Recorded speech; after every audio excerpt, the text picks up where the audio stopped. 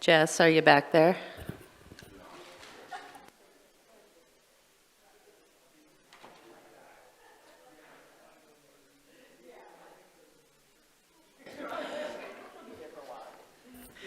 Good morning, everybody. Welcome to the June 17th, 2024 Grants Pass City Council Workshop. We are going to get started this morning with a discussion about city surplus properties.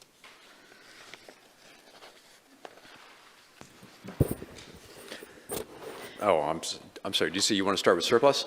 That's what's on my agenda here. Is Okay. that not what we planned? No, that's fine. My bad. Okay, I also have a quick question before we get going here, because I have this Urban Tree Advisory Committee thing. Are we doing that today? No? Okay. Just got an extra sheet.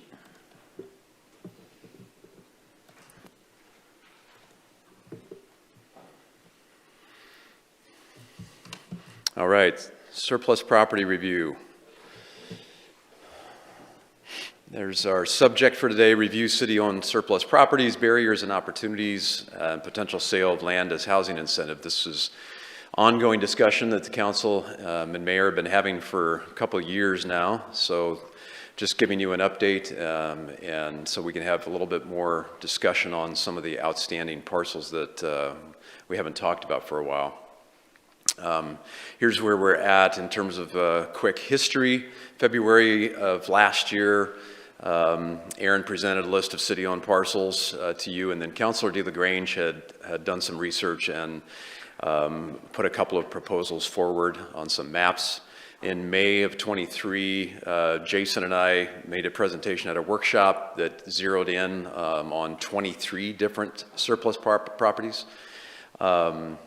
And then council gave direction at that point in May of last year to liquidate the Skycrest, Southeast 8th Street, and a portion of the Starlight parcels. Those are the three that were that you had consistent discussion about and consensus to move forward. Then in August, we got some appraisals on two of those, and then council set a sales price for the Skycrest and directed the Allenwood parcels to be advertised through a public solicitation. I didn't put the Allenwood one in the bold one there because that was actually a decision that was made several months prior to May of last year.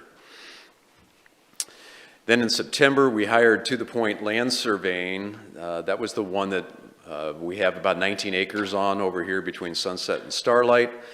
In October, the Skycrest parcels were put on the market, 95,000 and 125,000. And to date, we have not had any offers on those two. So there's a memo that was distributed to council as well a few months ago. And in that memo, we put these options that are on the screen here to you. You could decide to lower the asking price, request an update from the realtor, get input on that, pull the properties. So those are all still up for discussion for you today. December, the Allenwood request for interest was distributed, and then we have an update on that at the bottom there. February, Southeast 8th Street properties sold for $70,000. We actually do have a building permit already under review in our office for that. And then in April, we sent council members memo 1624 that gave you an update on several of these that we're going to talk about today. And we also notified you that the Allenwood RFI process closed. Brad, can I ask a question? On that last slide, under February 2024, the Southeast 8th Street parcel, is that the parcel that was like the little skinny, like tiny thing that we thought no one was going to be able to build on? Correct. And they're going to put 5 units on there? That's the proposal. We haven't issued the permit, but since it's an active application, it's public record, so we can talk about it. Yeah. Okay, thanks. So just a quick update on where we're at on a couple of these since the memo that you received. On the Starlight Sunset properties, here's the draft survey that our surveyor put together. So as you may recall, there's the large parcel today, and then this single family parcel that fronts on Sunset. That is the current configuration. So there are 2 parcels today, and we wanted to basically proceed with 2 parcels, so we didn't have to do a subdivision process or a partition process. So what we asked them to do was to basically move the line that is currently at the north boundary of that lot that fronts on Sunset, and move that line up to more or less kind of follow the steep slope boundary, kind of where the city's steep slope we have 2 different categories in our development code on that. So this kind of follows that 15% line. So very unlikely that you would see anybody develop kind of in the last, quarter to fifth of that, because of the slopes. There would likely, but it can still be part of a lot. Even though it's steep slope, it's just more unlikely to be buildable. So it's zoned R112. That would continue to be the real market value on this is about $340,000. What we ended up with on this draft is about a 5.7 acre parcel that would front on Sunset. The access would be taken off Sunset. We would retain the northern portion as park surplus land. There would be a requirement for an easement for the public to be provided from Sunset that would be able to access the property here. So you would continue to be able to, the public would continue to have potential access, should we decide to proceed with a park development in the future from both the north and the south to this 12-acre piece. So that would be a recreational easement there. So this property line adjustment still has to kind of go through the final process to be formalized. We wanted to bring it to you here, and if you have any comments or concerns, we can certainly still take those and integrate those into the survey. Beacon Hill, this is the 9-acre one on the north end of town, north of I-5. Fronts the interstate. It's currently also right about $400,000 real market value on that. Also zoned R112.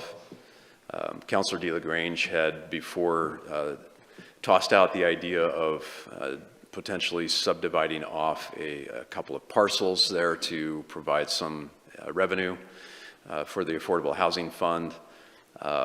Staff's recommendation on this before kind of stays the same. We think there's a lot of advantage to holding on to controlling the access off Beacon into that 9 acres so that there's opportunity to access the park in the future from both Beacon and Hillcrest. But otherwise, there's been no further movement. On the development side, the Planning Commission's approval of the park concept that we talked about last time does expire fairly soon. It had a 5-year term on that one. So there is still a concept plan, and that's what I'm showing here on the screen that was prepared by ZCS Architects. And you can see there's a parking lot off of Hillcrest. There's a half-court basketball court. There's several new walking trails that are within there. So that concept, we haven't spent any more money looking into that further. The only investment that's been made here is there were some trees planted along I-5. Other than that, that piece remains in the same situation it was. Hamilton Lane. There's actually 2 parcels, surplus parcels off Hamilton. 2.5 acre represented here in the blue on the northern piece, and then the 3.5 acre just south of that. They are contiguous to each other. On the right, in the green, are the concepts for subdividing that. Again, the main point on Hamilton is that this is the largest contiguous chunk of public parkland that would be in the southeast portion of the city. This Fruitdale Park's, I think, about 1.5 miles to 2 miles away from this area. So in terms of the park master plan, that would be the main public space in that part of the city. 723 Northwest 5th Street. This is one of the many parcels that are in the, just right across the street here. This particular one's 0.2 acres. It has R4 zoning, has the duplex on it. Here's the 720 Northwest 6th Street. This is the 0.29 acre. This has general commercial zoning with the frontage on 6th. And as council is well aware, this is the on-track building. And here is a breakdown of what that parcel configuration that is under city ownership today looks like.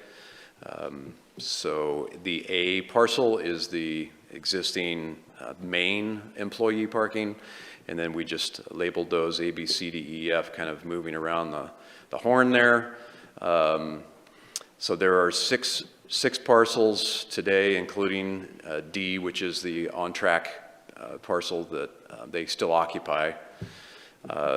If you add the RMVs on those together, that's about $1.8 million value. It's about 1.7 acres. No appraisals have been done on these, at least to my knowledge, any time recently. Redwood and West Park, these are those two that kind of have some development challenges to them just because they're so surrounded by high traffic streets. But they are vacant. They appear to, the ones that appear to be kind of a remnant from when Park Street and Redwood Highway kind of came through there.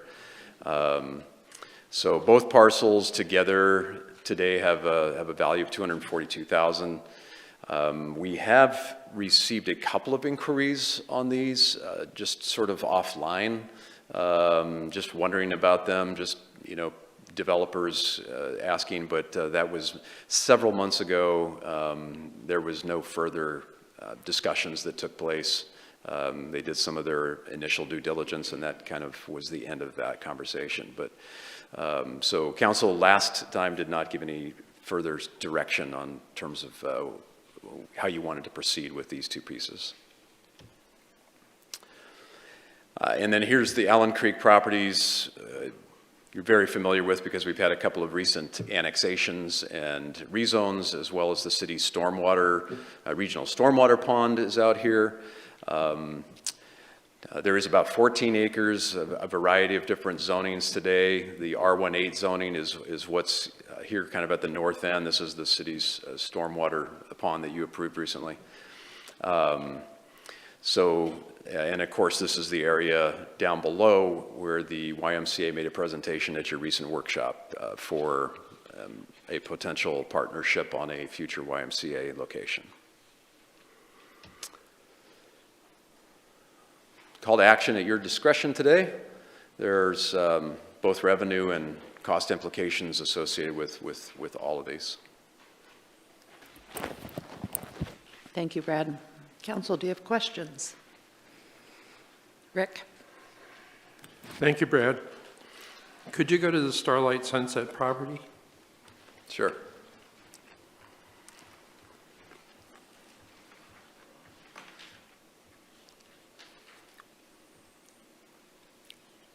So you said readjustment of the line to basically recognize steep slope. So on that line on the eastern side, to the right of that, down there, is that an easement for additional access? No, there is not any additional access. There is an irrigation easement that runs between the city's parcel at the very southern end of the city's parcel and the northern end of these residential lots. There is an irrigation line. It's buried, piped, and then there's an easement that runs across that. But there is no other access easements today. That would only be, the only opportunity for that would be from this piece down on the bottom. So my concern, if we are putting that on the market, the current configuration, I don't know if traffic-wise and road-wise, if they would be able to develop it according to the code, because lack of a cul-de-sac would be too long and it'd be dead end, so you'd need to flow through traffic. And I didn't know if some consideration in the future should be given to an additional opportunity for access. Well, there is no other opportunity today because these houses that abut the city's land, they're all built. So that the only opportunity would be to approach, one of those property owners and basically acquire their side yard, essentially. And maybe Joe wants to speak to this further. I mean, I think that the fire code sets a maximum of, it's around 30 units on a cul-de-sac. Is that correct? Yeah. So 30 units on a cul-de-sac. So if you were to come in and then essentially do a full standard public street that would kind of look like a T in here. I mean, there's probably several ways you could do it, but that would be one limitation, potential limitation. So I think 30 units could still be, make it, I don't know if it's viable, but worth consideration. But is there also a length of the cul-de-sac? Is the maximum length for fire Yes, there is. 500 feet? It depends on if it's a private street or a public street. If it's got a a full turnaround, then I believe it's at 500. Steep slopes, I believe it's 500. I think in steep slope, yeah.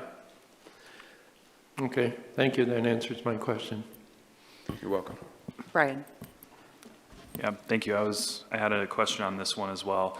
You said that top property line adjustment kind of follows the steep slope, and then it takes a sharp turn down. It's my understanding that that slope kind of continues around the side there, so I'm just wondering why there's that cutoff when there might potentially be some more usable space on the right-hand side. Am I designating the right area that you're speaking to? Yep. Yeah. Yeah. I think Jason is the name of the surveyor that we're working with on this project. Took a little bit of liberty when he was, after they received the drone feedback and the footage and kind of where some of the slopes are and soil stabilization, kind of just tentatively put that in there. I do think that there may be some other opportunities. We haven't actually done any kind of potential lot layout on this in terms, what it would look like. We were basically just under the assumption that it would be likely market rate and the size of the lots, and trying to also preserve, for the public park, for the park surplus land, enough land. But we can certainly talk to Jason about that line. Okay, thank you. Yep. Valerie?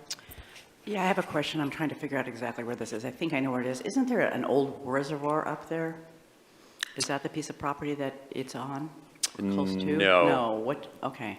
That one's, I think what you're thinking of, Counselor, is off F Street. Yes. Yeah. Yes. So this is closer to the, where the school district's ESD is on Dimmick. okay. If you're heading, that would be on the right, Okay. and then if you took Sunset to the left, heading towards the northwest, then that's where this is. Okay. Starlight That's what I'm trying to has figure out. this Yeah, really but- sharp turn, so Yeah. if you're on Starlight heading north, that you would go kind of across that intersection there. Okay. All righty. Thank you. Other questions on this property? No? Questions on other properties?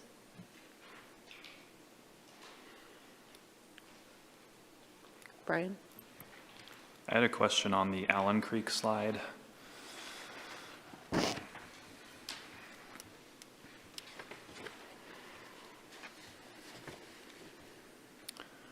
So those tax lots for the stormwater, I think it's that group of 4 there. Right. I was just wondering, I know that we have a plan for stormwater there. Does that plan utilize the entirety of those 4 lots, or is there going to be some sort of potentially leftover space there that could be used for something else? Yeah, Jason, you want to speak to that? I think it's going to consume a fair amount of the, I'm going to get my directions wrong, on the east side. The small lot where Brad's cursor just was to the far east is actually on the other side of the creek, and it's not really accessible. It's kind of a separate orphan, as it will. There will be a little bit of empty space on the far eastern lot, and then probably part of the northwest portion of the thin lot. But we're going to consume quite a bit of it and then put trails around and whatnot. Okay, thank you. And then just, my recollection is that we currently don't have a plan for a contiguous trail through there at this point. We haven't had a discussion about that, is that right? That is correct. Yeah, there has been no master plan done on it. I think there was high-level conceptual plans several years ago when the city had a public works staff person who was much more engaged in pathway easements and acquisitions. The 68 unit, I think it is, multi-dwelling project, which the city just approved for the Jackson Housing Authority, is on this piece. And there is about 200 feet of open space from the trail, in. And so that plan that we have in front of us does show an extension of the public trail across from the north side. But in terms of moving, the way down through south through the rest of it, there's been no specific planning done yet. Okay, so it looks like there would be 3 sections that would need to be secured for easements to get that contiguous. 1, 2, yeah. I guess, yeah, thank you. Yeah, there's going to be several property owners, because a key question, is whether it goes on the east side or the west side of the creek. Yep, thank you. Any other questions? All right, thank you, Brad. Is there a discussion? Brian? Well, I think it would be probably easier if we just took them one by one and went down the list as opposed to shotgun style. So, I mean, just start with Starlight this. Sunset was up first. Yeah, no, I think it's a good plan. I think they can probably fit, 20 or 30 dwelling units in there and earn some money for the city and still utilize, or still keep public access and an easement. So I think the plan for that sounds pretty good. Anybody else on that one? Rob? Yeah, I just want to say that I agree. It's pretty obvious, especially keeping some of the public access for a potential park. It's a no-brainer to me. Val? I just have a question. Was the property bought originally with park SDCs or no?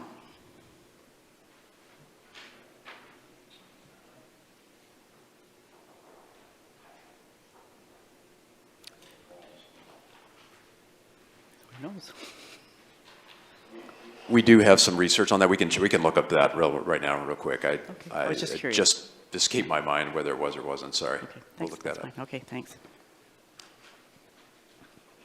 Dwayne? I just have to, I guess, be the third person to say, yeah, I'm okay with that plan. I don't really see any reason why to oppose that at all anyway right now. So. Okay. Next, Beacon Hill? Brian? Yeah, carving out those 2 residential lots on the top section, you know, I think again makes sense because it will bring in some revenue for the city, and, you know, there's 9+ acres at the park, and there will still be probably 8.5 acres for the park, and that area wasn't going to be really utilized for much of the park. I think the half-court basketball court was close to one of those, but there's, you know, plenty of other space that could be shifted a little bit. So I'd be in favor of having those top 2 lots broken off and sold so we could get some more revenue. Rick? I'd be in favor of those 2 as well. And I think, if I recall right, sewer and water will be installed with a upgrade that's occurring. Up Hillcrest. So that will make it more viable as well. Thank you. Val? Yeah, I would agree that those 2. I don't want the one up Beacon, but the 2 off of Hillcrest, I would agree, could be done. Dwayne says yes. Okay, so we want to retain the public access off Beacon and look at putting the other 2 lots for sale. All right. Anybody else on Beacon Hill? Hamilton Lane? Brian? Well, I was the one that drew up this plan, and I know this is probably the one that is maybe semi-controversial because of the neighbors and because of the, you know, lack of other parkland in the area, but Hamilton Lane's a pretty remote part of the city, so it's definitely not a park that people are going to unless they really live in that part of town. And if you look at the diagram, there's still, you know, a huge open area. There's like an open area without trees, and then there's an open space with trees that will still be park space. And then they also have the trail there too. So, you know, I think we could get 14 or 15 units in there. Again, get some revenue for the city and retain, you know, plenty of parkland for that pocket of town. Dwayne? Don't get used to this, Brian. I would agree, but we have the hugest park, I think, in town, just blocks away. It's Cathedral Hills, so there's many access all around that area, from Walker to Sunset. So we do have other parks that are just not a city park nearby with tons of walking and trails and stuff. So, and then there is that road that goes to that walk pathway through there. So I would be in favor of doing the same thing. Go ahead, sell that. Rick? I'm also in favor of selling this, and I like the configuration because it does recognize the ability for a park and yet provides housing. Rob? Yeah. Don't get used to this, Dwayne, but I would agree with everything you just said. And especially the fact that, because that's exactly what I was thinking, you know, it's, we have pretty much extensive park options for people close by. So to make this one a little bit smaller and get housing out of it and make some money is just a great idea. All right, sounds like everybody is in agreement on looking at selling that property on Hamilton. Anything further on Hamilton? All right, 5th Street. Brian? Well, the 5th Street and the 6th Street properties, you know, they're kind of part of a bigger conversation a little bit because, you know, if you go to the slide after those, staff made kind of a diagram of all the properties that we own there, and we own 6 properties. And I know that the idea was to hold this, or is to hold this, for a new city hall facility eventually. We don't know if that's 5 years from now, or 30 years from now, or 50 years from now. But all of that property that we hold is significantly bigger than the current city hall property. So I don't know that we need to keep all those parcels, and I don't know that we're gonna parse this whole thing out today, but that parcel labeled F, it currently has a duplex on it. It's probably the least utilizable property for a new city hall, since it already has an existing dwelling or 2 dwellings. So of any of those, I would probably be most in favor of liquidating that property F, the one on Fifth Street.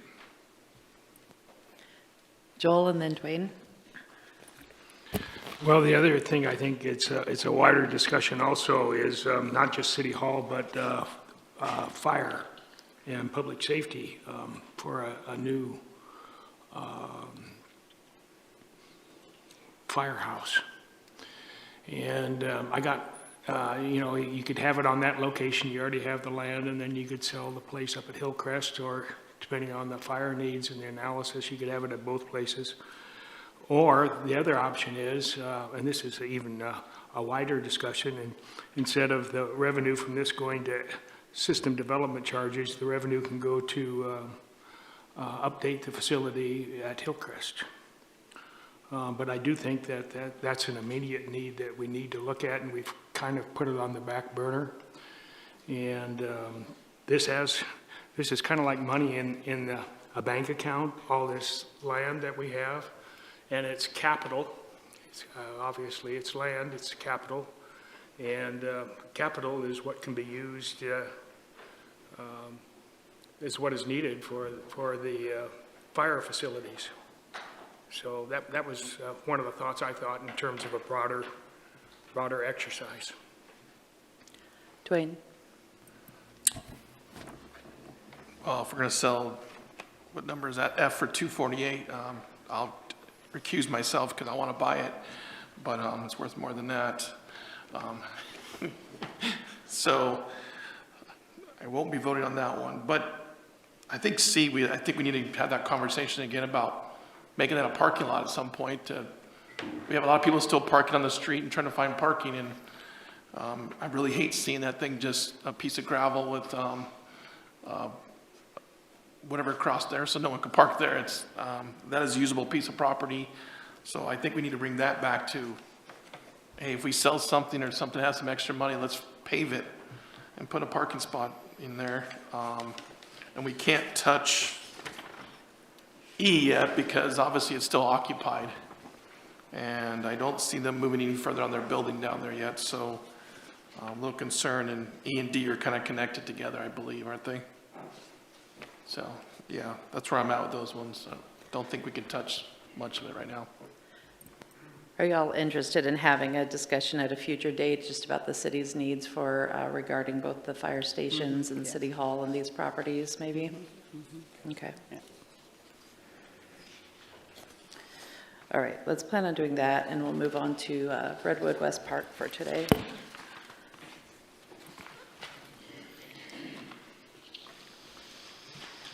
Brian? Yeah, these, I kind of see these as similar to the one on 8th Street that we didn't think anyone was going to want to build on, and now they're going to put 5 units on there. These are, I think these are general commercial, so a little bit different, but I think we underestimate the market, and I think that putting these on the market, doesn't do any harm to see if we get any offers on them. We're certainly not using them for anything, and we could use that revenue for something else. Rob? Yeah, I totally agree with that. I guess that saying, one man's trash is another man's treasure. That's what we thought about 8th Street. And I think Brad mentioned that there was some mild interest in these properties already. So there's, it's just kind of foolish for us not to test the waters there, and it may turn out to be something really good. And again, we get more revenue for the city. I'd agree. Valerie? Yeah, I would agree with that, both of them. All right. Looks like Vanessa and Rick are also agreeing on that. Everybody okay with that idea? All right. Test the waters on those two. I guess I wonder, because of the complicated nature of traffic there, just to make sure that we have some proper ingress, egress rules in place before we put those on the market, before we create a weird little traffic hazard with 2 different drive-throughs or something right on top of a complicated intersection. Brian? Yeah, no, that'll be addressed. I mean, someone can also buy it, and, you know, that doesn't mean that they have to have the ingress egress figured out either. That's like the next step, so if they want to buy it without that, that's on them. Well, I think we don't want to create a problem is what I'm suggesting by letting somebody, you know, slam a couple of drive-throughs right there. Just make sure our ducks are in a row before we put it on the market. I go through that intersection quite a bit. Allen Creek? Brian? I'm not really interested in liquidating any of these, but I am interested in formulating a strategy for that path to be contiguous from Harbeck up to, you know, I guess down to the southern ends of those properties. So that's not the discussion we're having today, but I would be interested in having that discussion at some point. Dwayne? At this point, I'm not willing to discuss about anything because we have some things going on with them right now. We're kind of waiting for information back from the YMCA and housing, and obviously the one property is going to have other ideas. So I don't think these are ones we're going to look at selling today. The later discussion kind of stuff. Okay. No further comments on that one today. Does anybody want to consider the idea of a strategy for a trail along the creek? Sure. Joel's saying yes. Vanessa, Brian, you have a hand up or just saying yes? Okay. Rob too. Okay, is there a suggestion? I guess, would you have that go to Parks Committee? No? Just have staff look at it? Well, if council is wanting to do that, and that's what you want to do, we can start developing something for your consideration. If you want the Parks Commission to consider, do they want to do something like that, then send it to the Parks Commission. Okay. Well, I think council is interested in having it done. Dwayne? Those couple properties we have sitting up that are not moving, that haven't any interest, I would like to talk to them at some point in executive session, I guess, about lowering the price or whatever it is, or at least having that discussion. On Allen Creek? No, those are Skycrest. Skycrest, Oh, yeah. okay. Yeah. Okay. Just in terms of Allen Creek here. Okay, so if staff would look into a plan to help make a contiguous trail right there. Okay, back to what you were saying, Dwayne, about Starlight Sunset? No, they're Skycrest. Skycrest. They were in the it's in the background. Okay. Okay, I'm sorry, I didn't follow what you were saying there. They've been on the market and they haven't gotten any movement, so we need to talk about whether we want to pull them off or lower the price or something. Gotcha. Okay, so what was your recommendation? Well, I'm assuming we'd have to do that in executive session. Speak Gotcha. about price and stuff like that. We couldn't do it open right now, so. Okay, so you all want to have an executive session to discuss those 2 properties? Yeah. Might be 3 properties. Okay. Okay, I will write that down as well.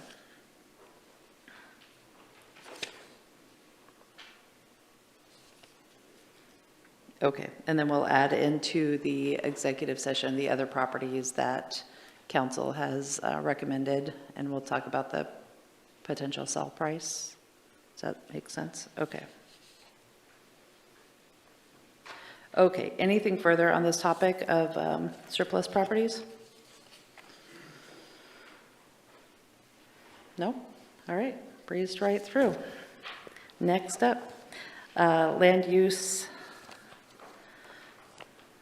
decisions, property owner notifications. Looks like Brad is coming back up.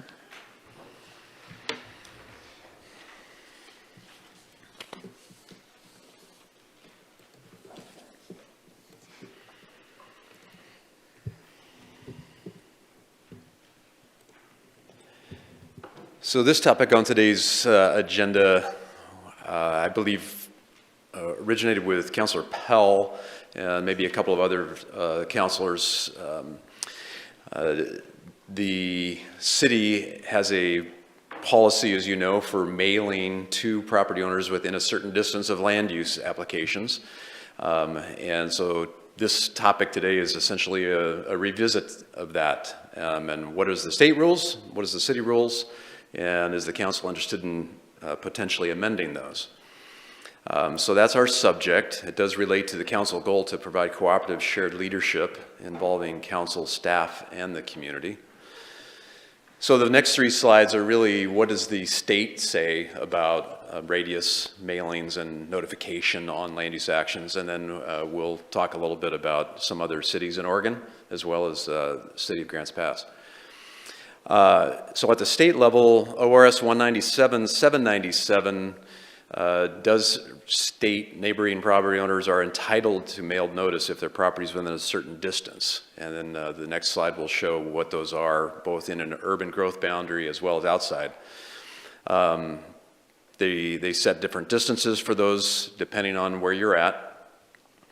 The other piece I just threw in here was there was many years ago, I actually couldn't put my finger on exactly when, I think it's over 10, I think it's probably more closer to 20. There was a change to the Oregon Constitution related to rezoning of property that does require a direct notice to anyone affected by a rezone.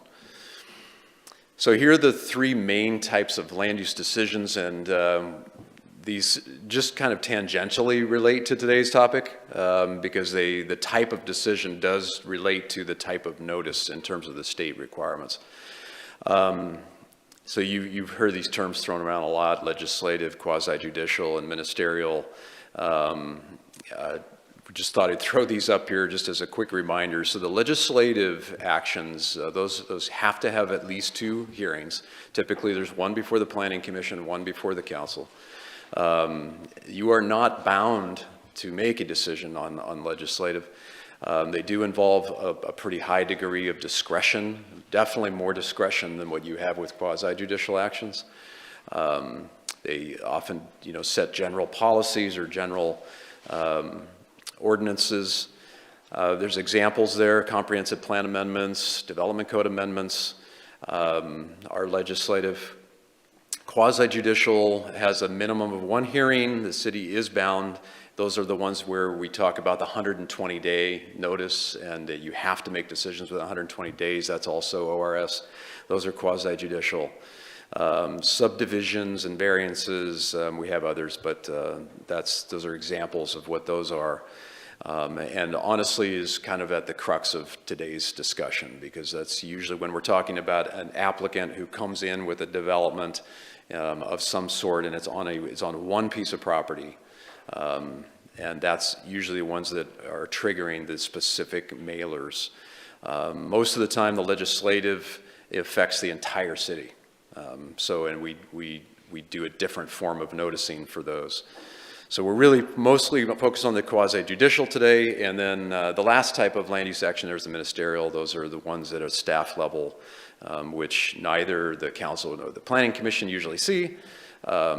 We review those based on really specific sets of criteria that are already in the code. So what does the statute say? It's really related to the first bullet. The first red bullet there is the one that applies to cities for the most part.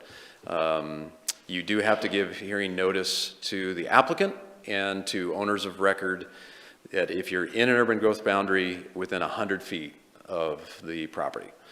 If you're outside an urban growth boundary, it's 250 feet. And then the farm and forest zones have 500. The statute does also talk about if there's a neighborhood association or a community organization that is in the boundaries of a quasi-judicial hearing, then you have to also send a specific notice to them. For example, like the president of a homeowners association who may be within that 100-foot radius, they have to get a written notice as well. You can, under the rules, go greater than 100 feet. And as we'll see in a minute, several jurisdictions do that. I mentioned this already, council requested this recently at a workshop. That's why we're here today. It was, the most recent example was the Yonsor RV Park on Lincoln Road that was appealed. And some neighbors did state in the public meeting that they were not noticed. That is because of the 100-foot. We gave two examples here just to kind of give you a graphic of what does it actually look like on the ground. So the one on the left is the 100-foot radius for Yonsor RV Park that we did, shown in that kind of mint green color. And then if you go over to what would a 300-foot radius look like? So it adds, for example, it adds this parcel, it adds this parcel here, a couple of other small ones here. So, this is going to change dramatically from place to place, because the 300-foot is, or the 100-foot, whatever you choose, is going to be measured off the exterior boundary of whatever the application that is in before us. So GIS takes that exterior boundary and they draw a radius around it, and that's what creates it. So the size of the parcels that are around the property that's being applied, has a big difference. So you can imagine if these pieces here on the north side of the Yonsor RV Park, those are well over 3 acres each. If those were subdivided already like the rest of these, there would be many, many more people that would be noticed. So it's based on just the distance, not the number of residences.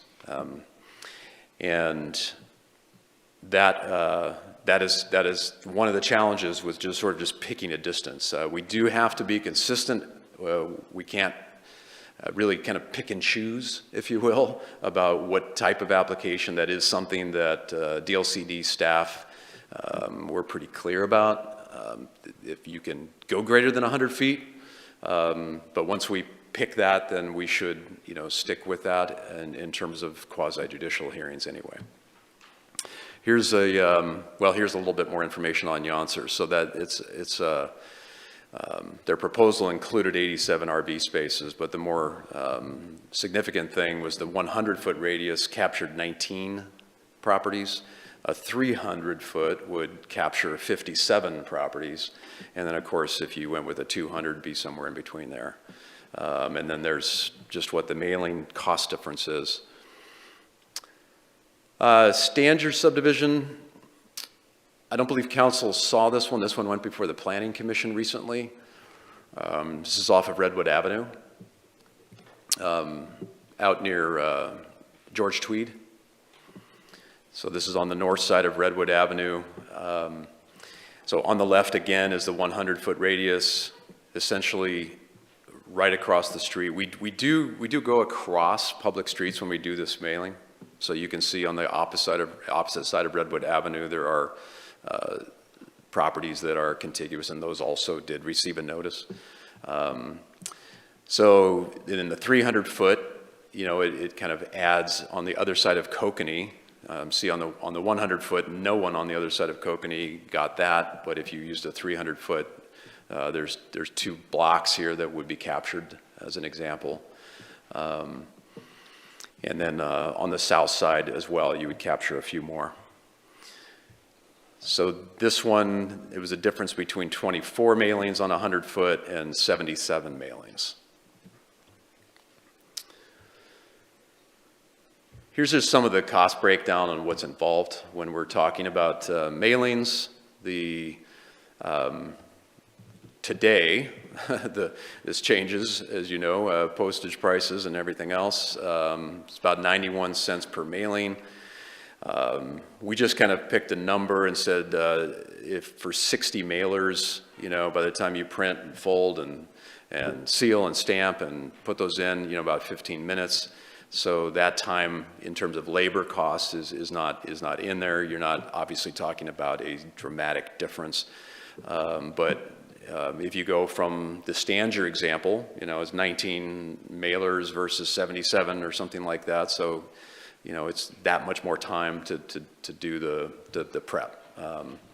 So you can add that as an impact. And again, we're just trying to give the council the full scope of what's involved with your decision if you increase this. So here's a couple of comparator cities: Ashland, Central Point, Medford, Roseburg, and then we're there on the bottom. So right now, the type 1 applications are the ministerial. Those are the ones that are at staff level. Type 2 are, for us, would be like a hearings examiner, a hearings officer. Type 3 would be planning commission, and then type 4 involve the city council. So very similar amongst these 5 cities in terms of how the land use types break down, but you can see on the type 1s, we're all pretty consistent. Roseburg and Grants Pass are the only ones who actually do send out on some of our type 1s. We do noticing on those. Ashland and Central Point and Medford do not, except for Medford does. Recently, they added the Middle Housing Land Division. They are sending 100 foot on their Middle Housing Land Division. But otherwise, we're actually doing a little more noticing on the type 1s. On the others, we are doing less noticing. We're at 100 feet, and then Ashland, Central Point, Medford do either 200 or 250 foot.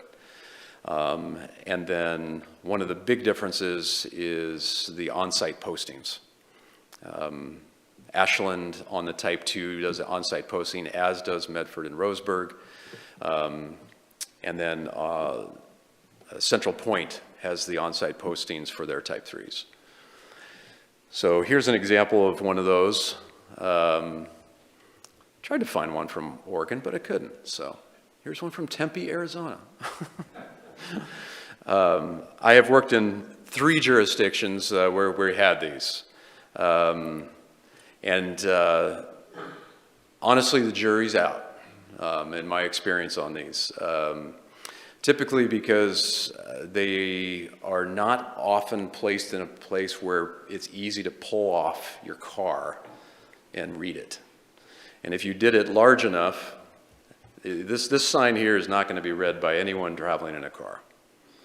They're going to see that there's a public hearing on the property, and that is an advantage. In terms of the information that's on there, you're essentially reliant on pedestrians to walk up and read it, which sometimes it works. Sometimes a property that's going through a land use action is in a very pedestrian-oriented area, and you would get some. Other times, it's not. You're just posting the property. So, there's pros and cons to those. They add cost. None of the jurisdictions that I mentioned on this slide, none of those are done by the city staff. So those are done. You require the developer to do the sign and go out and post it, take a picture, and give proof that the property was posted, so that you have that in the record that it was property that was properly posted. There's also a variety of what sizes on what those property postings are. Some are smaller, more like a real estate size sign. Some are, I work for a jurisdiction, they were essentially a piece of plywood. They're huge. So that's all over the map on that. It does add the cost and the time. I think Dwayne may have a question on the posting. Can you give us some examples of what these type 1, 2, 3, and 4s are, so I can understand a little more? Oh, you bet. So here's, on this slide, we showed the examples. So type 4s are like comprehensive plan amendments, development code amendments. That's what would be legislative. And then on the type 3s and type 2s, subdivisions, variances would be examples of those. And then the type 1s would be like a property line adjustment, vacation rental dwelling, conditional use permit would be another example of a type 4, or special use permit.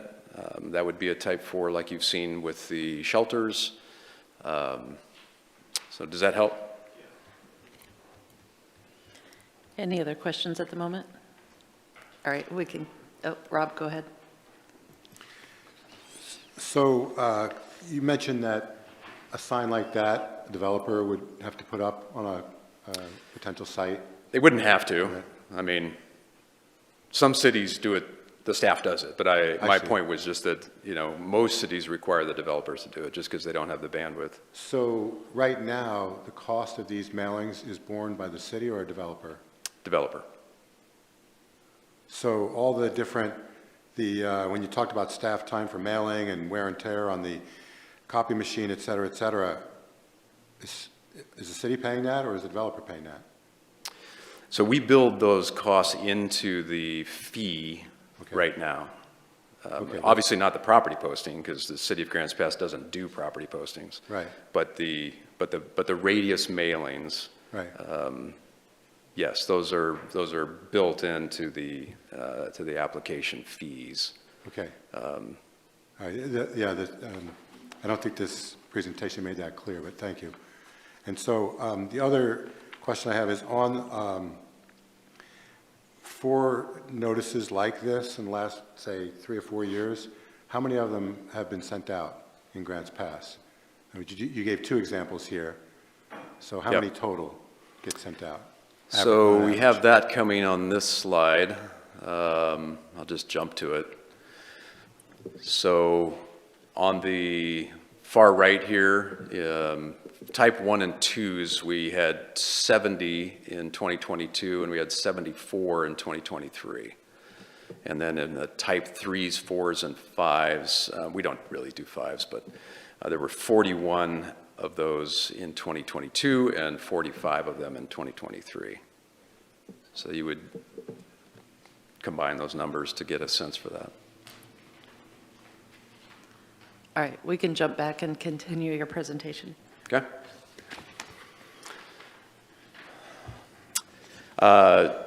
So other types of land use action, public notices that some jurisdictions do. Neighborhood meetings, there are some that actually require for certain types. I'm not aware of any jurisdictions that require this for all actions, but for certain types, they actually require a developer to hold a meeting with the neighbors, and that means advertising it, picking a place, and having it at a reasonable time and location. And obviously they can't require people to come, but a lot of times they do. The advantage to those is that you, particularly in the more controversial actions, you have a setting that is not a hearing, where there's more opportunity for dialogue, there's more opportunity for a developer to explain the project in a more conversational setting, as compared to where you have public testimony given at a microphone, which can set up sometimes a more confrontational situation. I've heard feedback on this from the development community over the years. Some of them think they were actually able to resolve things before the hearing. Some of them absolutely hate it. Why would you make us do this? If we want to go talk to them, we'll talk to them, and if we don't, the city shouldn't make us. I'm boiling it down to the bare bones on that, but that is a type of you could call it outreach.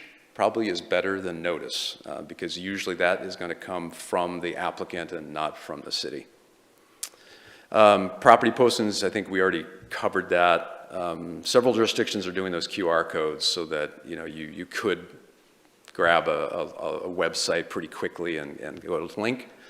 And then, of course, just dedicated land use notices on social media channels. Today, we do post on the website, but there's not we don't use the city's Facebook, for example, for a hearing. You have to actually know where you're going on the city's website to be able to find the notice. So there are opportunities there probably to, make it a little simpler to access information about a land use action if you use social media.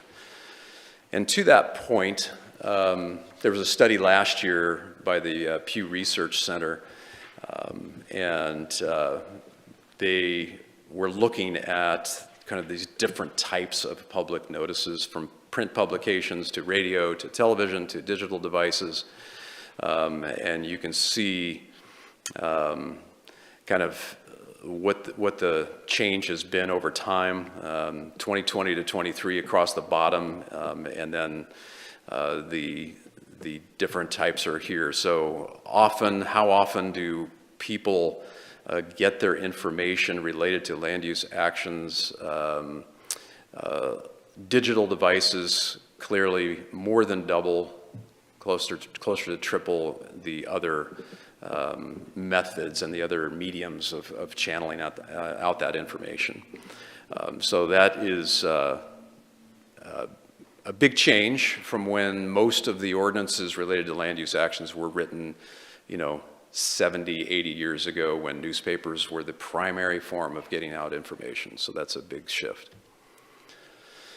And then just a couple other factors for council consideration. There are the potential implications of increased radius. There obviously is the potential for increased public awareness, more people getting information that there is a change to that property that is potentially going to happen.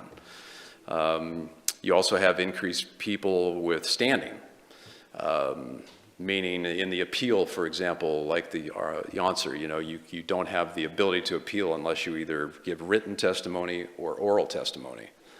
If you don't do one of those two things, you can't appeal. So by increasing the number of people, you probably more indirectly than directly, there's a link here, but there's that many more people that could potentially have the standing legally to appeal because they would chance to come to a hearing or give a letter. And then another point that we haven't talked about yet is today we do send these notices to property owners, not to renters. So if there is, for example, a multi-dwelling complex that's within the radius, the mailing actually goes to the property owner, not to each of those people that live in the apartments. So many jurisdictions around the country have changed that. We found very few in Oregon that have changed it. They continue to really just use property owner, but that is certainly something for the council to look at. And then we already touched on this. This is just showing the number of applications that we've had. The one potential change that we're just putting out there for your discussion would be related to the increased radius happening, basically drawing a line between the one and two types applications versus the higher impact. Usually when we're talking about opposition and people that are getting involved, it's often a 3 or greater application. Ones and twos, when you're moving a property line or you are coming in for a small partition that's only 2 lots, we rarely see those. So that's just an opportunity for us to look at a change. It's council discretion. There's some alternatives. We could look at increased mailing radiuses, could look at property postings, other forms of public notice. That's an important note on the bottom there. What we have done to date is just bring what's before you, but we haven't done a detailed analysis of what our costs would be internally. So we would like to have that if give more information to you. Dwayne. My question's about these, sorry, this blue is hard for me to read here.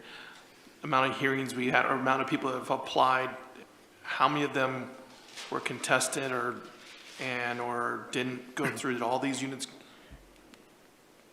make it? Councilor, you're referring to this slide here? Yes, this slide right there.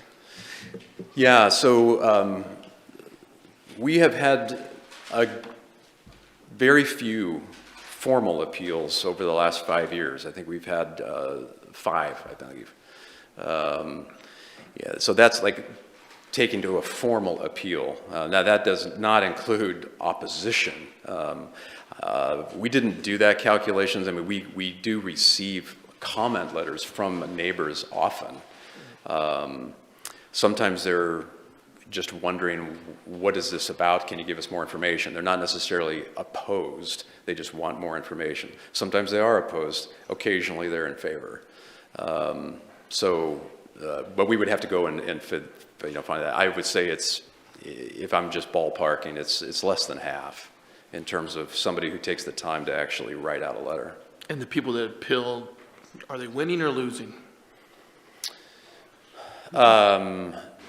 Well, in the RV park example, they were not successful in that. City Council upheld the answer, so, it just varies. The LUBA, the Land Use Board of Appeals, the last, I believe, was 2015, I think, was the city's last LUBA case. On that one, it did require the city to go back and change its process and hold another hearing, and that project did move ahead. That was an apartment complex. So it was more of a formality, not that the owner didn't get to do what they wanted. On the LUBA case, they actually did get to do what they wanted. Okay, yeah. So the people that were protesting or appealing to it, was it them or someone else appealing? Was it the property owner appealing, or was it? Do you remember, Aaron? It was some general citizens, not property owners in the area, that appealed. Council affirmed their appeal. It was remanded back to the city from LUBA for us to change that, and LUBA sided in favor of the property owner? Yeah. Mm-hmm. Okay, that's what I figured. Thank you. Rob? Wasn't there also one around 2016 where it got remanded back to the city and the project did not go forward because there were so many flaws with it that the applicant decided not to move it forward a second time? It was also around 16, right? The Riverside expansion. Aaron? Just to answer Dwayne's question, there was one right around that same time, right? That it did get remanded back from LUBA. There was an appeal. Yeah. And the property, and it did not go forward because there were so many flaws inherent in the original. Yeah, we may be speaking of the same, we may be But speaking it's of the same opposite, one. but it's opposite answers we're getting here. Well, That one didn't go forward, and it didn't move forward, and it never got presented again. my response was in the process, not in the ultimate development of the property, but in the process, the applicant was able to do what they originally wanted to do. Whether they went through with it or not, it was remanded back to the city.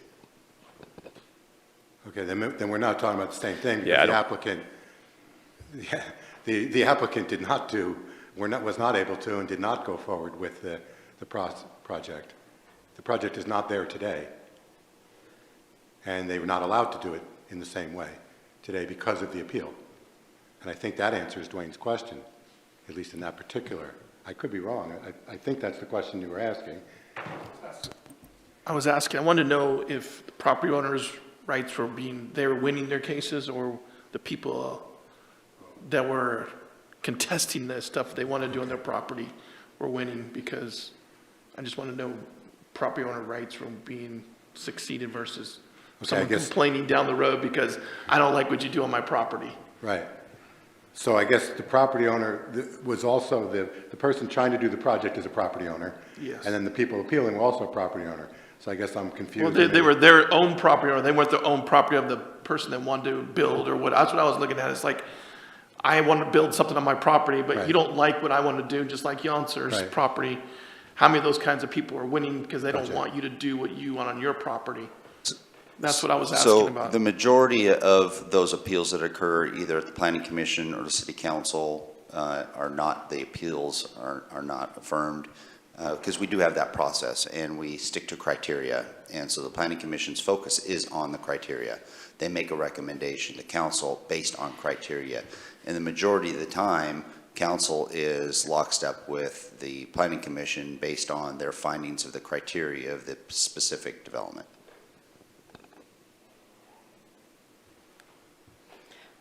Question, Rick? So if we're in the question period, methods of public notice, you said we don't put it on our Facebook, but we do put it on some digital and newspaper only when the newspaper reports it, or do we actually have a notice in the newspaper for like a subdivision type? For a quasi-judicial, we do not typically put a daily courier notice in. Okay. That would only be usually for your comprehensive plan amendments, development code amendments. So no, we don't do a newspaper legal notice for the subdivision types. Okay, thank you. Brian? So just following up on what Rick asked, what's the threshold for a notice in the newspaper? Is it just certain types? Correct. Okay. Yep, type And 4s. Just type 4s. Okay. And then I had a question on the slide that says other forms of land use action, and it's got those three options: the neighborhood meetings, the property postings, and social media. You're the professional, you've worked in other municipalities. Do you have any sort of guidance or recommendation to the lay counselors as to what may or may not be more effective? Or are we, just what do you think? Sure. So in my experience, and I've worked with both on the first bullet there, the neighborhood meetings, I think that there definitely are some advantages for a larger project. For example, let's just pick a number, say 50 lot subdivision or greater, where you're almost guaranteed to have some neighborhood opposition on something where they're building new streets, they're extending stub streets, things like that. And there's multiple topics that usually come up in those as well. Environmental, transportation, what types of housing are you going to put up there? Who's going to, there's just a lot of questions. So in my experience, the subdivisions are often, it does help to at least give people the chance to have that more one-on-one dialogue with the developer. I don't personally think that they serve well in other types, mainly because, especially in Oregon, where there are so many already, the guidelines that we have through DLCD are pretty objective. And if you have really objective standards, you in many ways create more consternation and more frustration when people come to a meeting and they think, well, why are we here? You're already going to get what you want because you're following the code.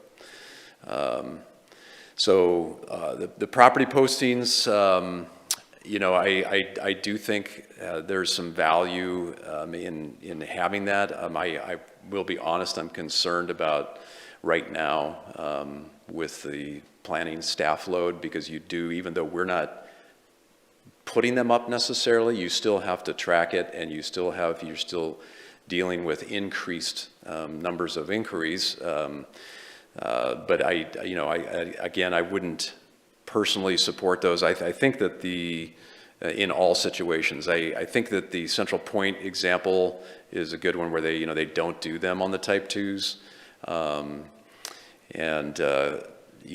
For the type 3s, I think there are some benefits. And as Central Point also, you can see they're manufactured home park tenants, mobile home park tenants are also mandated to get those. I do think in a city where we have about 47% renters, to not notify renters, you are potentially missing out on a large segment of the population in terms of being notified about a use. Some property owners are really good about passing on the fact that there is a land use action happening behind an apartment. Others probably don't even tell the tenants. So I think there's some value to that. The social media channels I mean, that is a pretty convincing statistic when you look at this in terms of how people are getting their information. It's not a lot of extra work on that particular one because you already have the written notice prepared. You're already doing it. The only thing you're doing in terms of time is just pushing it over to another outlet. You know, the currently, in order to, who knows to go to the, you know, the 4 or 5 sections down on the city's webpage to be able to find what the land use action is. It's difficult to find that today. So does that help? Yeah, so just to clarify, on the neighborhood meetings, did you say that maybe just have those for like type 4? Is that? Yeah, or picking a subdivision threshold for a number of lots. You know, an 8 or 9 lot subdivision, we have done many of those over the last few years. We have not done many of that sort of 25, 30 lot. We've had a few, and those smaller ones we just don't see as much opposition. So I think it's that there's really the larger threshold, I think, is a good idea. Okay, thanks. Other questions?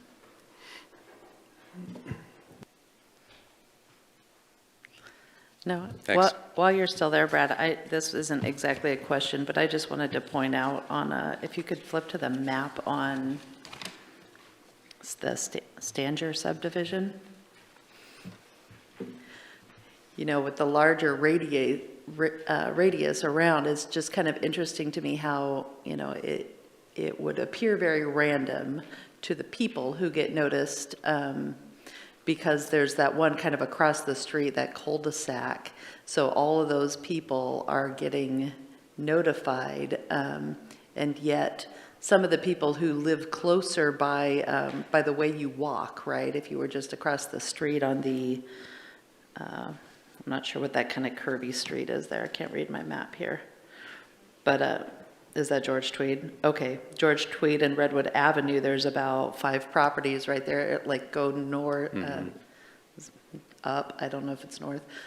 Yeah, those 5 aren't getting noticed, right? But then the other ones are, because they're, you know, they're closer to the back end of the property, and depending on ingress and egress, and it could be very random, increasing that radius, you know, to 200 or 300 feet. You're notifying people who are 300 feet behind the back end of a property, and yet there's people off the street that are relatively close and not getting the notice. So it's just something to think about. Yeah, no, it's a good point, Mayor. And this is, you know, it's a factor of GIS, and you know, we do need a very consistent way to calculate these. And we don't want to rely on a person, to be honest with you, when it comes to this, because we have to demonstrate consistency. And so the curvature, even the slightest curvature in a project boundary, you know, could affect, you know, just by 10 feet. I mean, Yeah, you're gonna I could pull just in a whole imagine other- those 5 neighbors being like, why didn't I get the notice, you know, when so-and-so seemingly further away, right, got the notice. So there's obviously, even though it's consistent and it's not arbitrary, right, and the fact that it's a round radius, it does end up appearing arbitrary sometimes to residents. Anyway. Wasn't really a question, but before you lost the slide projector there, I just wanted to note that. All right, discussion from the council. Who wants to get started? Rick? In my occupation as a land use consultant over the years, regulations can really encumber an application, increase time, delay, and so forth, and the potential appeals. So initially, I'm in favor of maintaining the state standard, which is already we've adhered to. I would be willing to have discussions on thresholds for higher limits, but increasing the difficulty for developers to come in and develop their land, especially for residential purposes, can be self-defeating when our main objective is to create more housing. So that would be part of my input. Thank you. Rob? Well, I appreciate that, Rick basically says that he's supporting and essentially representing development community on that, I guess. There's a much larger number of people that I'm interested in representing, and that would be the general public. I appreciate what, Brad was saying with regards to neighborhood meetings, that, there can be consternation when someone shows up at a neighborhood meeting and, they throw their hands up and say, well, geez, it's already in the bag because, they're following the code. But by the same token, we had what I see to be the most, we'll say anger or irritation. I think we saw it with the bus hub issue, and I think we also saw it with Yonser, is that there were many people who felt that they weren't notified, and that because they weren't notified, they felt that the city was trying to put one over on them. And that not only was it, the system was rigged, but, there was a certain amount of glee that, developers in the city were getting by being able to notify a really small number of people. So to me, having more people know about what's going on in their immediate neighborhood and allowing them the ability to express themselves, I think is very healthy. I think it's positive. I would definitely be in favor also of expanding out the mailing to renters as well as owners in the area, and for probably types 3 and 4 to go to 300 feet, just because I feel it's appropriate that council looks after the largest number of people, and that would be the general constituents and the people living in the neighborhoods. Brian? I think I'm going to kind of split the difference with these two guys.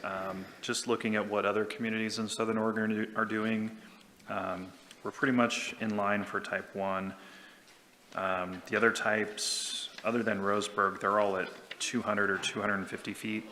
So for types 2 and above, I would be in favor of going to either 200 or 250 feet.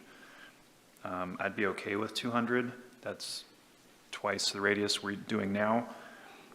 I'd also be in favor of figuring out how to notify renters within that radius, using our social media channels for the upper types, type 4 and potentially type 3. I think Brad's recommendation of having of neighborhood meetings for certain types of type 4 above a certain threshold is good. He said 30 units, so maybe, 25 units or 30 units have a neighborhood meeting. I'd be in favor of that. And then most of these other cities do have on-site postings for types 2 and above. So I would be in favor of property postings for 3 and above. I don't know that type 2 necessarily needs that. Thanks. Valerie? Yeah, I think there's something to be compromised on. I would have to agree with Rick, having been married to a developer. I will say that it does take a lot of time on a developer's part to have open meetings, in the neighborhood. And I can tell you that a couple of the projects he had were multiple people not wanting his housing there because it was either low income or because that's where the property was opened for their use, and they liked it to remain open for their use. And, wouldn't we all like to have everything open to our use? But property rights is involved as well. And I think we need to remember that it's the developers that are bringing housing to us. And if we truly have a housing crisis, if you're going to make it more of a battle for the people to develop the land, you're just putting more barriers, and that's what we've been trying to do, is get rid of barriers. So I think it's important that we be careful as to what barriers you're adding to property owners who want to develop their property. So if you're truly wanting housing, I think you have to beware of the barriers that you may be proposing. I mean, I am open to social media. It's obvious that the world has changed, so we need to make it very easy for people to get to that information. I'm not opposed to a posting with a QR code or, on the site for, 3 and 4. I'm not opposed to neighborhood meetings, because I think that if you're going to do a big project, and I think it was Brad mentioned 50 is what he was talking about, 50 lot subdivisions. I think people want to know what's going on when they start seeing big things happening in their neighborhood, and I think you're being proactive is a positive thing for them to get out in front of it. So I am in support of large tracts that are being developed doing neighborhood meetings. I'm in favor of increasing the social media postings, and even type 3 and 4 doing a site posting with a QR code. But like I said, I have it, I just think that any barrier you put in front of development is part of the reason that we don't get market rate development. So I'm not in favor of it. I'm kind of like Rick. I'd stick with the 100 feet personally for anything except for maybe 3 and 4, and maybe I'd be willing to go for 200. But I think, like I said, what we've been trying to do is reduce barriers, not create barriers.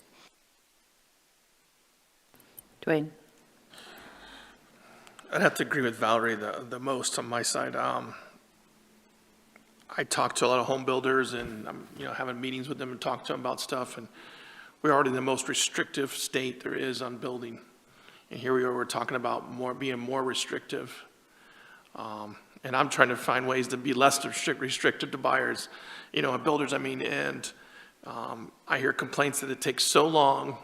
And I'm gonna give you an example. We say here in October for a change for Scoville, when we were told by staff here it'd be 4 months.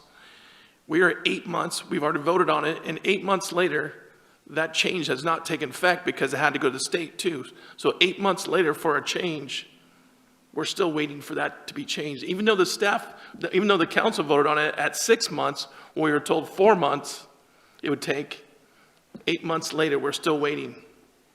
That's what we're doing. Every time we put something in act, is we're causing time.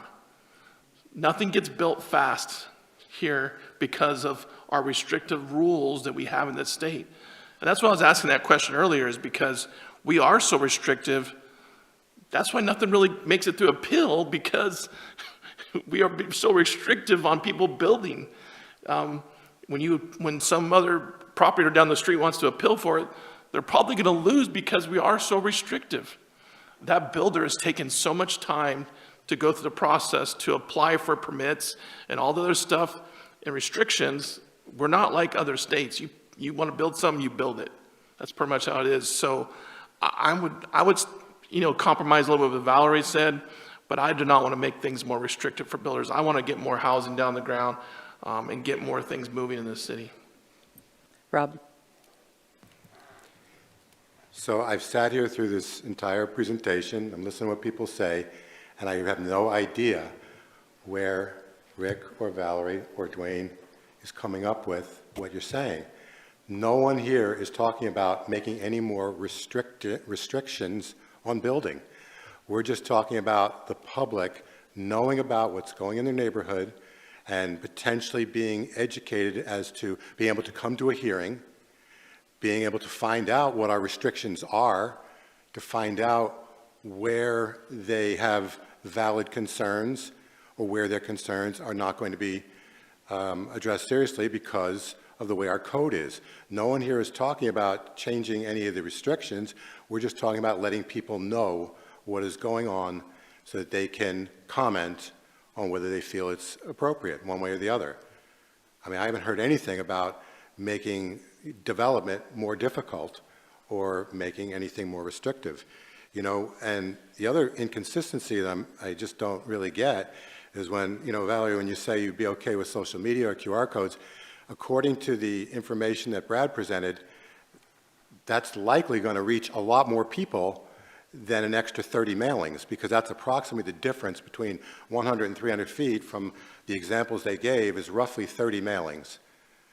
So 30 more houses in that neighborhood know that there's something going in and that, they get to look at what our code might be and whether or not they would make a comment and whether or not their comment would be considered valid.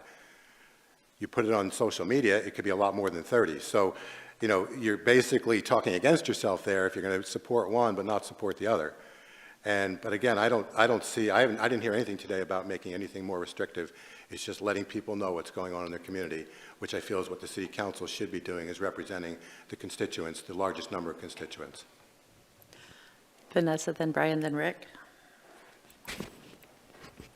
I am also in support of extending the staff recommendation, it looks like, for extending the radius for type 3, 4, and 5.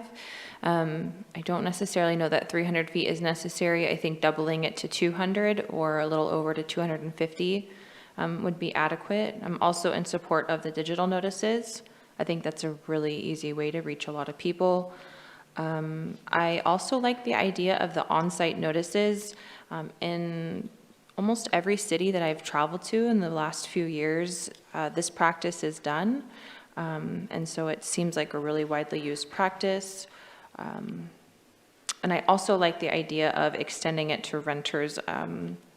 Brad made a really great point that almost half of our community are renters, so in not notifying them, we are essentially shutting out almost half of the feedback. And I think those were all the points I wanted to make. Thank you. Rick?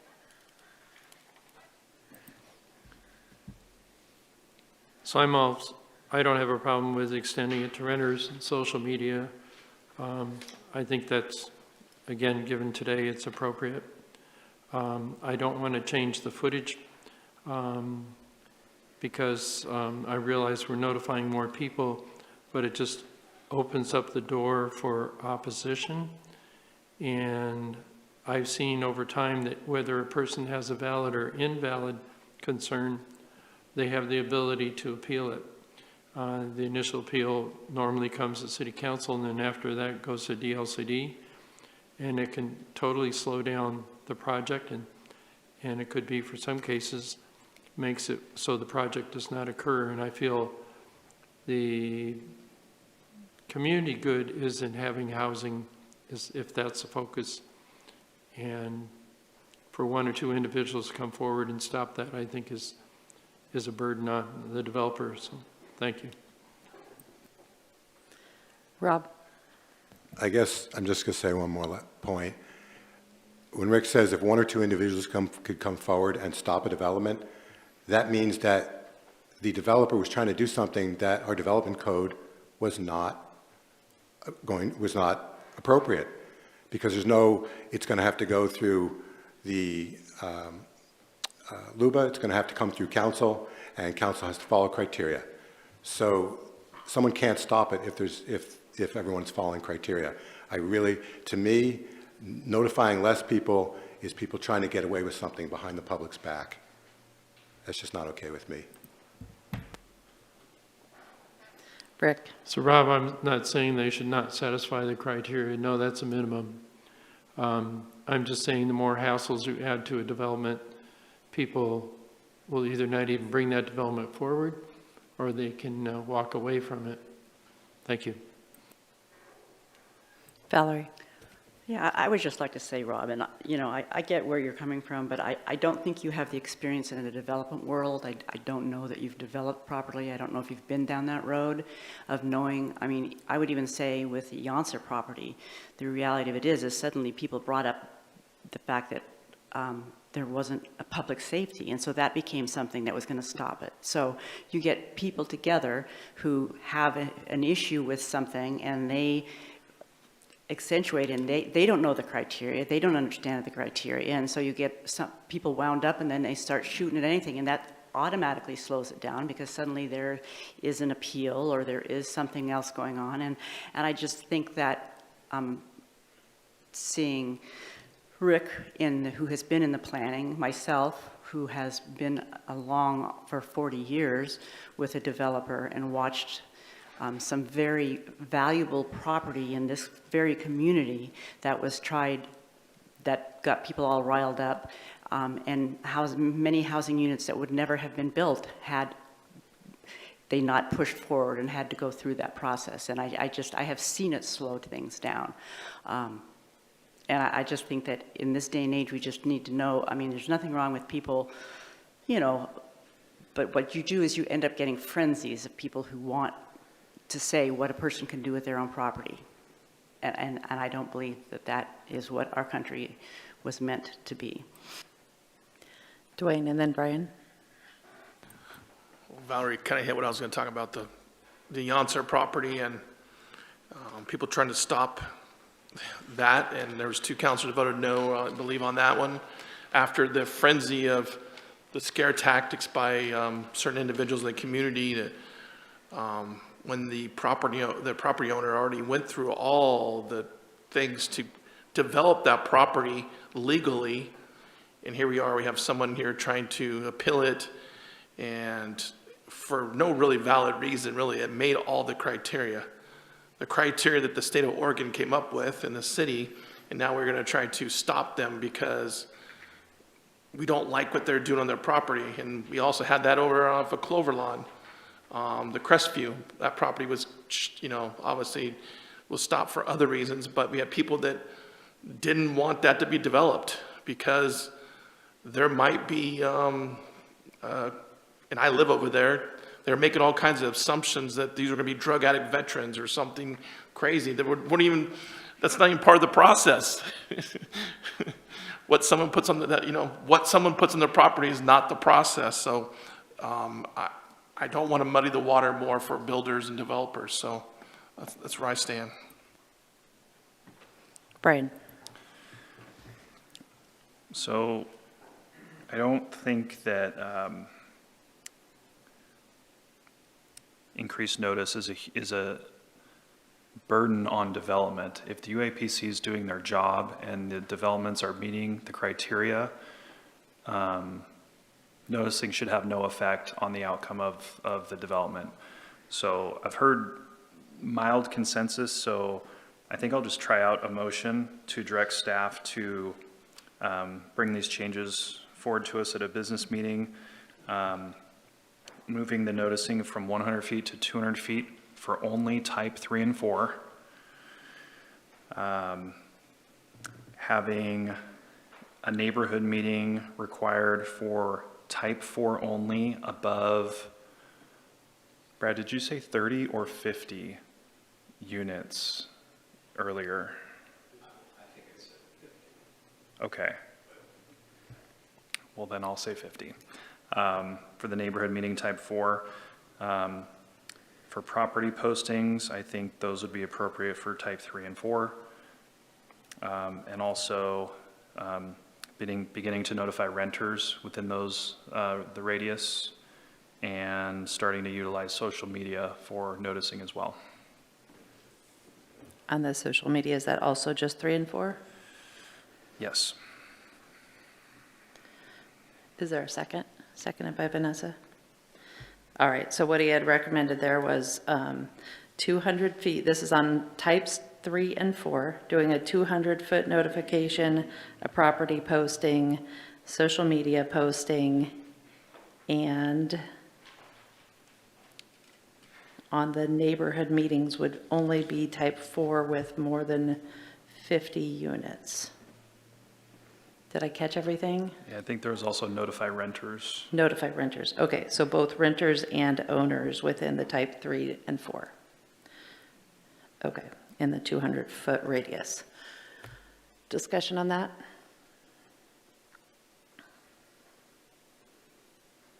Joel? So if I understand it correctly, it also includes the notices on social media? Yes, for Okay, types thank you. 3 and 4. Any further discussion on that? Rick? I'll be voting no on the footage. Thank you. Okay. Joel? Well, I always think that it's important to be transparent and to let people know what's going on in their neighborhoods, whether it's a urban campground or whether it's a development. and not to surprise people. I think we've tried to do it the other way, and people get really angry when they don't know what's going on. And it increases the opposition rather than just being open and honest with people. So I'll be voting for it, and if it does become too big a burden, we can always come back and look at it. But I'm always for trying to be as transparent as we can be. Any further discussion? Okay, so the motion was to direct staff to prepare a change that would reflect 200 feet notification of both renters and owners for types 3 and 4. Also for types 3 and 4, on-site property postings and social media postings, and then type 4, above 50 units, would be the neighborhood meeting. And Brian, you made that motion, so how do you vote? Yes. Rob? Yes. Dwayne? No. Joel? Yes. Vanessa? Yes. Rick? No. Valerie? No. All right, motion passed 4-3 for today, so Brad? I believe that the motion included bring it to a business meeting. Yeah, it would so need to come back. These are all development code changes, so you would not have those until the planning commission. Do you want to see them before the planning commission or just after the planning commission? Because these are all going to affect the development code, which they would have to go to the planning commission first. So I just wanted to clarify that. Does it, if the council, if it goes to the planning commission and then the council makes changes afterwards, does it need to go back through the planning commission process? No, not unless there's substantial change. So Okay. that, So but typically, no. if they tweaked the radius or made some sort of Right. specification about which social media platform or something like that, it'd be okay? Yep. Okay. Then do you all have a preference on whether it comes just back to you first or goes to planning commission first? Brian? I would assume that it should go to the planning commission and then the council. Okay. Process. Yeah, it sounds like that would work if, Yeah. if we're just making adjustments afterwards. All right, let's do that. Any further discussion on this topic? Good discussion. Okay, next up, agenda review. We have a meeting Wednesday evening. So that one, we have a couple public hearings up first. We have one that would require, or that would vacate a property line, and that's at 165 Southwest Jefferson Road between two tax lots. We have a special use permit for supportive housing type B for Grace Roots. That's located at 336 Northeast C Street. And then we have a hearing to pass the supplemental 24 budget and make appropriations. We also have on our council action a resolution that would award home bridging ARPA dollars up to $747,500 for the properties at 1907 Fruitdale Drive. And then we have a consent calendar item that I wanted to point out to you all regarding updating our council rules, as we already discussed, trimming our public comment time to 2 minutes, but be sure to read your packet because there's also a suggestion in there. Let me just pull it up here real quick.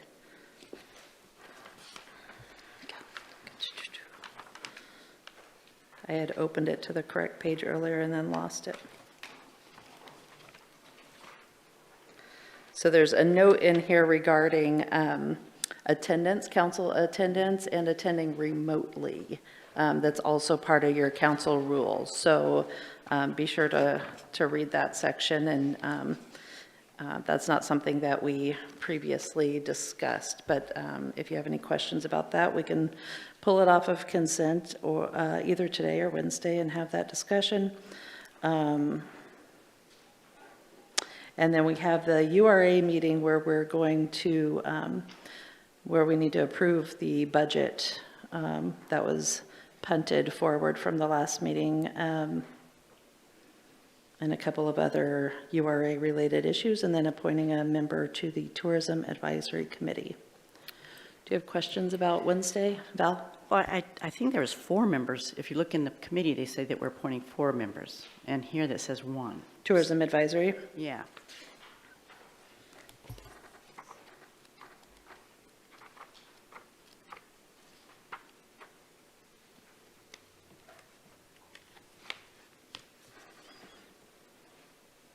Yeah, it does say here, there are 4 openings on the committee and 7 candidates have applied. Yep. So be sure to read that there and figure out who your recommended people are. Brian? Thank you for bringing the item on the consent calendar to our attention. I think the council's going to need to have some deliberation on that, so I would like that pulled from consent. Yes. Okay, so we'll do that as a council action item? Yes. Okay. It's the council rules. Consent A. Anything further regarding Wednesday? Just want to clarify, are you putting it into council action, or are you just starring it for council discussion separate from consent calendar and voting on it separate? There's a difference because Yeah. one, then you're Public providing input. public comment opportunity under council action, or you are just keeping it under consent, but you're voting on it separately and having a separate discussion. Yeah, if we can vote on it separately as a start item, then I'm fine with that. Okay, everybody okay with that? I don't know. Val?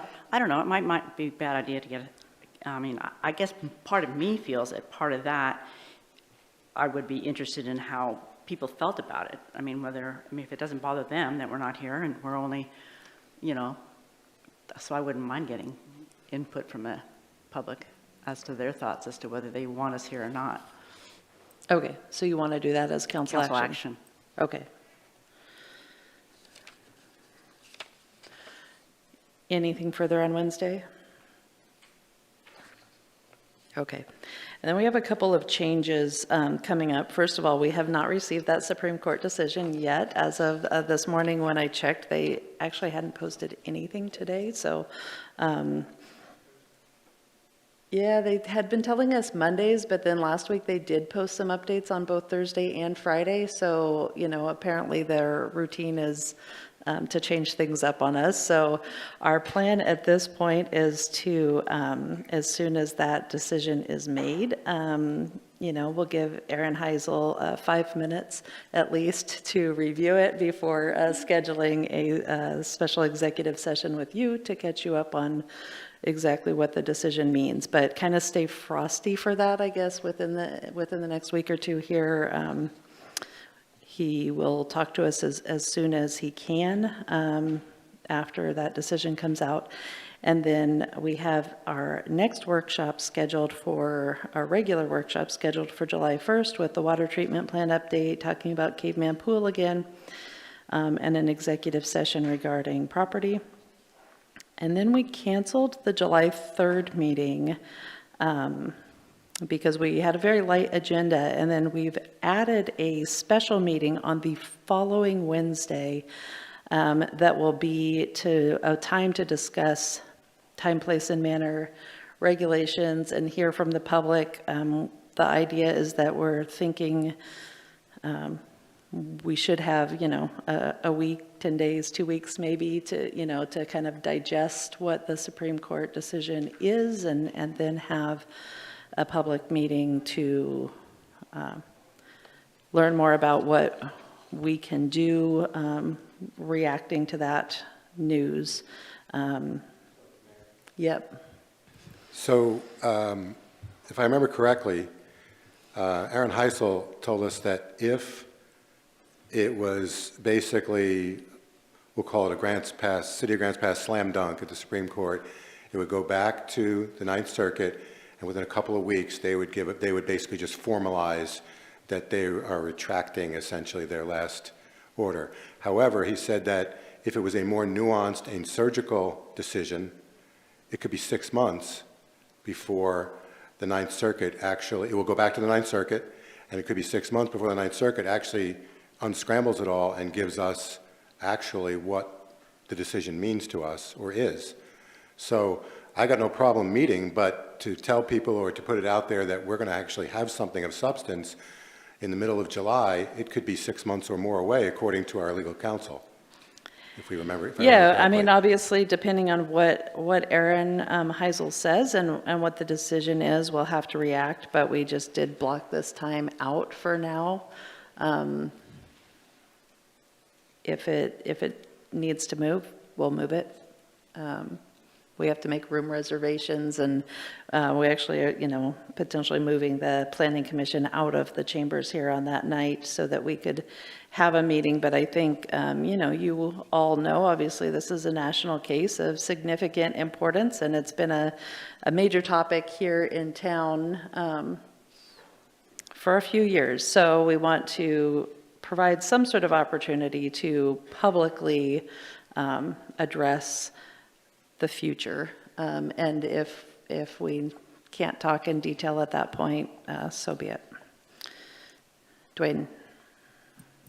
I just wanted to let everybody know that I will have to be in remote that time. I'm flying into Milwaukee for a conference. I should be able to do remote. I just want to put it out there right now. Okay. I land at 4 o'clock. I will try to get to a computer. I'm Thanks. flying to a lot of places next month, so I have a busy schedule. Yeah, obviously, in summer and when we're changing the schedule up on you, things happen.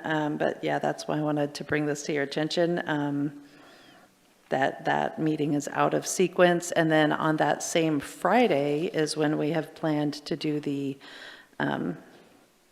longer urban renewal agency workshop with our consultant. So two events there at the beginning of July that are kind of out of your normal routine, so make sure to block out your calendars. Anything further? Oh, and then I've noted earlier today just that we are going to talk in the future about both future City Hall and fire station needs in regard to those 5th and 6th Street properties, and that we also need to have a follow-up executive session regarding properties on Skycrest and others that you've recommended for sale. Val?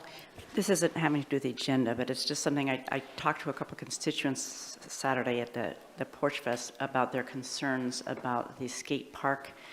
I don't know if you're aware that there's some people who are out at the skate park who are really unhappy with the improvements that were supposed to be made, and some people are thinking that some of the improvements are more of a danger, or that some of the things that they've done were done very poorly, and they wanted to draw it to the attention of the council and the city to follow up on that. I don't know if you've heard anything at all, but I just wanted to bring it up since I just heard it the other day.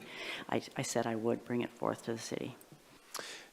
Staff did see the Channel 5 KBOI news. Our park superintendent did speak with two of the main people that were in that interview, Blaze and Greg. Josh did explain the scope of work of the skate park project to them. McDowell Concrete, who the contractor was, has more than a decade of experience improving skate parks. The owners are skateboarders.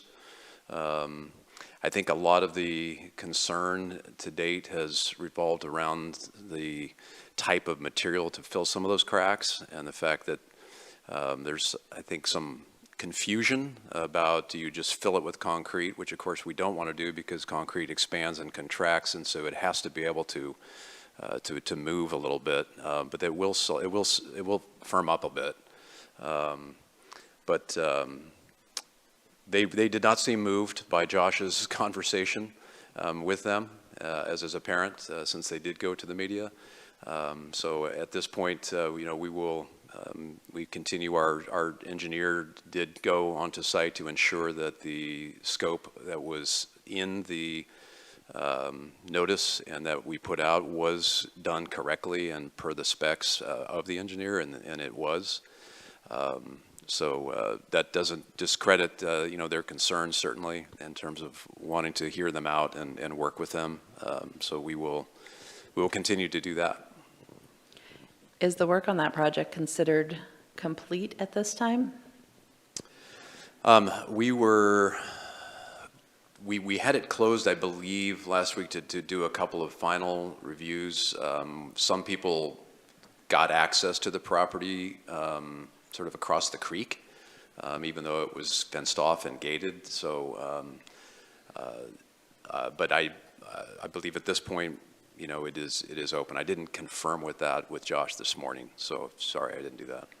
That's okay. Just when I saw some of the comments, I guess I wasn't sure if the project was done or if it was still a work in progress. Brian? Yeah, I went down there this morning and it's open and there's people using it, and I took a handful of photos that I'm gonna share with council after the meeting, just so you can see what it looks like without having to necessarily go yourself. Dwayne? I must have missed Brian because I was down there this morning too. We could have coordinated this together. Do you have photos to share? I didn't take photos, you know, Brian Photos? didn't like when I take photos, so I wasn't gonna send him photos, but, you know, I've actually used the same material that they've used to fill the cracks before, so I know what that cracked stuff is, and I would agree that you cannot just fill concrete in cracks. It doesn't work that way. There's a few little spots that I figured that probably should have been done. They're size of a nickel or a quarter that I'm like, why didn't that spot get filled? But I don't see the biggest complaint, I'll be honest with you, but I mean, I'm sure I can find a few more spots that should have been done properly, but I think they wanted a new park. That's the way I look at it, and we didn't give them a new park, so I don't know, but we'll look at Brian's pictures. Maybe he got better pictures than what I saw, so thank you. All right. Brad? I just echo the councilor's point there that the direction given by council was a repair project.